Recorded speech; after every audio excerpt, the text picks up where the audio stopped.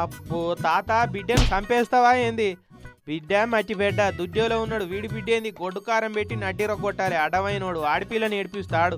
వీని చెమడలు తీయాలని కార్లకేంచి కట్టె బయటకు తీసి పోరని తోలుస్తట్టు తోముడు తోమిండి ఇట్లా ఈ పెద్ద మనిషి. ఒక పిల్లతోటి పబ్లిక్ ప్లేస్ లో రీల్ షూటింగ్ చేస్తున్నాడట ఈ పిల్లగాడు. అయితే ఆ పిల్లెంబడి వాడి ఈ పోరాడు ఏడిపిస్తున్నాడు అనుకొని ఆ పెద్ద ఆయన కారు ఆపి కారణం అరుచుకోకుండా కట్టె అందుకొని పిల్లగాని ఈపు సాపు చేసిండు. ఇక పనులు రాలగొట్టుడు అయినాక ఫ్యాక్ట్ ఏందో తెలుసుకొని అయ్యో బాబు రీల్ షూటింగ్ చేస్తున్నారు, నేను ఇంకా రియల్ అనుకొని రిప్స్ బొక్కలు ఇరిగేదాకా దంచిన కదా, మరి చెప్పాలి కదా ముందే. గంతగానం దోముతుంటే చెప్పను కూడా చెప్పలేదని పోరాడంటే నేను చెప్తుంటే నువ్వేడింటున్నావు, కోత మొదలు పెడితే మా తాత వచ్చి చెప్పిన ఆగనన్నట్టు జరుగుతూనే ఉంటివని పోరాడు ఏడుచుకుంటే చెప్పిండట.